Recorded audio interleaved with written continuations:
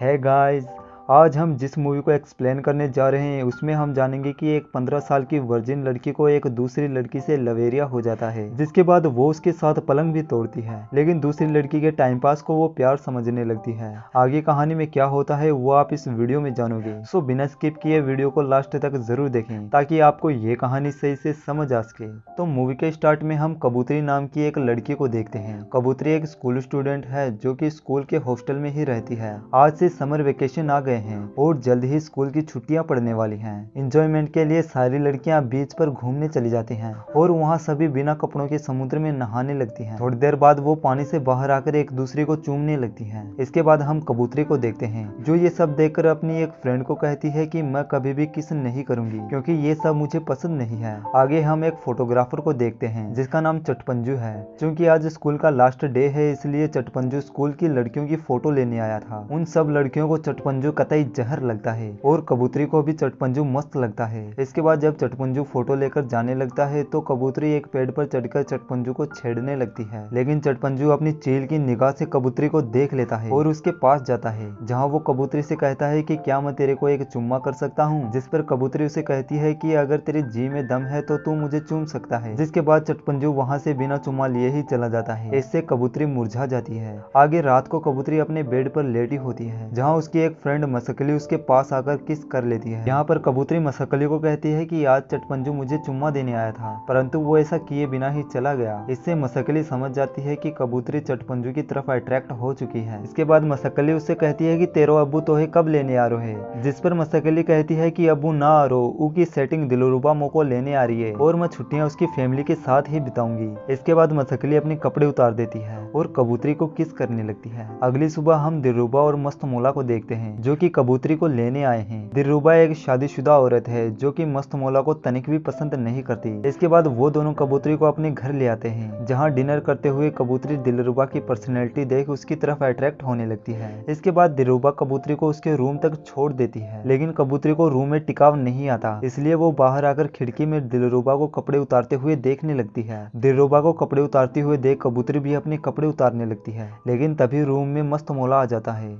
और वो जबरदस्ती दिलरुबा के साथ पलंग तोड़ने लगता है। इधर कबूतरी बिना कपड़ों के अकेली खड़ी रह जाती है, जिसके बाद वो एक पेड़ पर चढ़कर उसे ही किस करने लगती है। सुबह कबूतरी के उठने से पहले ही मस्तमौला काम पर चला जाता है और अब तो दिलरुबा भी कबूतरी की तरफ अट्रैक्ट होने लगी है। इसके बाद कबूतरी दिलरुबा से कहती है कि आज तो तेरा पति घर पर नहीं है, इसलिए हम एक दूसरे के साथ अच्छे से टाइम स्पेंड करेंगे। इसके बाद दिलरुबा कबूतरी से कहती है कि जाओ अपनी स्विमिंग ड्रेस पहन लो, आज हम बीच पर स्विमिंग करने जाएंगे। आगे स्विमिंग करने के बाद कबूतरी को काफी ठंड लग रही होती है, जिसके बाद दिलरुबा उसे ड्रेस उतारने को कहती है, परंतु कबूतरी दिलरुबा के सामने ड्रेस उतारने से शर्मा रही थी। इसके बाद दिलरुबा खुद ही कबूतरी की ड्रेस उतार देती है और एक टॉवल की मदद से उसकी बॉडी पोंछने लगती है। इसके बाद दोनों किस करती हैं, लेकिन दिलरुबा कबूतरी के होठों पर काट लेती है, जिस पर कबूतरी उसे कहती है कि हैरी तेरो आदमी भी तना यही किस कर है। इसके बाद दिलरुबा समझ जाती है कि कल रात कबूतरी ने उसे अपने आदमी के साथ पलंग तोड़ते हुए देख लिया था, जिस पर दिलरुबा नाराज हो जाती है।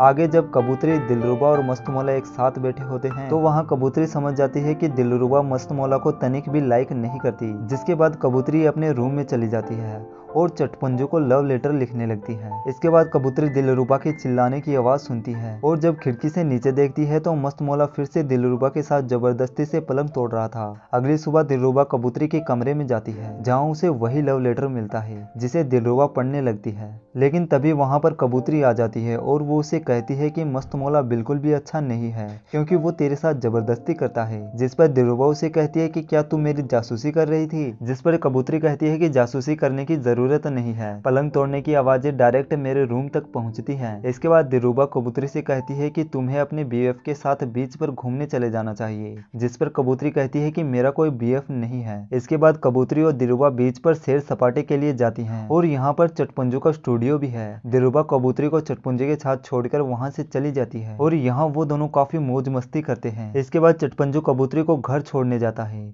जहाँ वो दोनों मस्तमौला को एक दूसरी लड़की के साथ देखते हैं जो उसे किस कर रही थी। ये देखकर कबूतरी घर के अंदर चली जाती है, लेकिन कबूतरी मस्तमौला के कांड के बारे में दिलरुबा को नहीं बताती। अगली सुबह कबूतरी चटपंजू के साथ घूमने जाती है, जहाँ कबूतरी पहली बार चटपंजू को किस करती है, लेकिन कबूतरी उसके साथ अनकंफर्टेबल महसूस कर रही है। रात को मस्तमौला फिर से दिलरुबा के पास आकर उसे पलंग तोड़ने को कहता है, लेकिन इस बार दिलरुबा मना कर देती है और कबूतरी के रूम में चली जाती है, जहाँ पर वो देखती है कि कबूतरी मिरर में खुद को ही किस कर रही थी। इसके बाद दिलरुबा कबूतरी से कहती है कि तुम्हें अभी तक सही से किस करने भी नहीं आती, जिस पर कबूतरी उसे कहती है कि क्या तुम मुझे किस करना सिखा सकती हो। इसके बाद कबूतरी दिलरुबा को किस करने लगती है। अब दिलरुबा भी उसे एंजॉय करने लगती है। इसके बाद मस्तमौला कहीं घूमने चला जाता है, जिससे दिलरुबा मुरझा जाती है। आगे कबूतरी फिर से चटपुंजू से मिलने जाती है, लेकिन आज चटपुंजू का मूड ऑफ है क्योंकि उसे कबूतरी से जो चाहिए था वो उसे नहीं मिल रहा था। इसके बाद मस्तमौला एक लड़की अपने साथ लेकर आता है और वो कबूतरी को पास बुलाकर उससे पूछता है क्या वो तेरा बॉयफ्रेंड है, लेकिन कबूतरी उससे कहती है कि इससे तुझे क्या मतलब, जिस पर मस्तमौला कहता है कि ठीक है, पर तुम मेरे बारे में दिलरुबा को कुछ भी मत बताना। इसके बाद चटपुंजू कबूतरी को जंगल में मंगल करने ले जाता है और वहाँ वो कबूतरी को पलंग तोड़ने को कहता है, लेकिन कबूतरी ये सुनकर वहां से भाग जाती है और रोते हुए दिलरुबा के पास आती है और उससे कहती है कि तेरे सिवा मुझे कोई प्यार नहीं करता, सबको बस पलंग ही तोड़ना है। इसके बाद वो दोनों एक दूसरे को किस करती हैं और साथ में पलंग तोड़ने लगती हैं। इसके बाद दिलरुबा कबूतरी से कहती है कि आज जो भी हम दोनों के बीच हुआ वो आगे कभी नहीं होगा।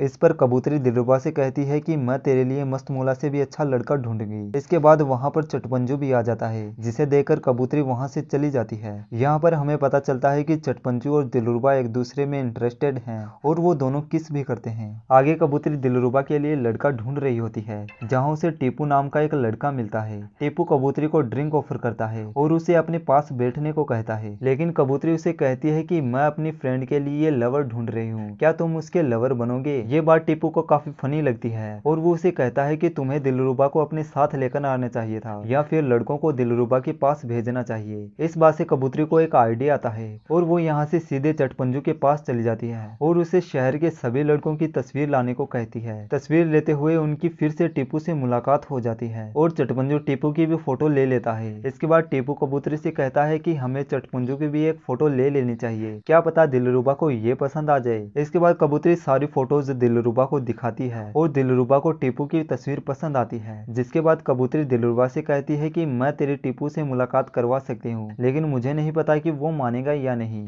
इसके बाद कबूतरी टीपू को मना लेती है। आगे घर पर एक पार्टी रखी जाती है जिसमें टीपू भी आता है और यहाँ दिलरुबा और टीपू मिलते हैं, लेकिन दिलरुबा टीपू से मिलकर कंफर्टेबल महसूस नहीं करती और वो किसी दूसरे लड़के के साथ डांस करने लगती है जो कबूतरी को बिल्कुल भी पसंद नहीं आता। इसके बाद पार्टी में चटपंजू भी आ जाता है, जिसे देखकर कबूतरी हिल जाती है और वो उसे ही देखती रहती है। इससे कबूतरी समझ जाती है कि दिलरुबा चटपंजू को पसंद करती है और फिर कबूतरी चटपंजू को दिलरुबा के पास लेकर आती है और रोते हुए वहां से चली जाती है, क्योंकि कबूतरी भी चटपंजू को पसंद करती थी और उसने अपने ही प्यार को खुद से दूर कर दिया। इसके बाद चटपंजू और दिलरुबा एक साथ जोर जोर से पलंग तोड़ते हैं। सुबह कबूतरी अपना सामान पैक करके फिर से स्कूल चली जाती है क्योंकि समर वेकेशंस खत्म हो चुके हैं। यहाँ आकर कबूतरी फिर से मुरझा जाती है और यहीं पर मूवी खत्म हो जाती है। अगर आपको ये वीडियो पसंद आए तो वीडियो को लाइक जरूर करें और साथ ही चैनल को भी सब्सक्राइब कर लें। Thank you.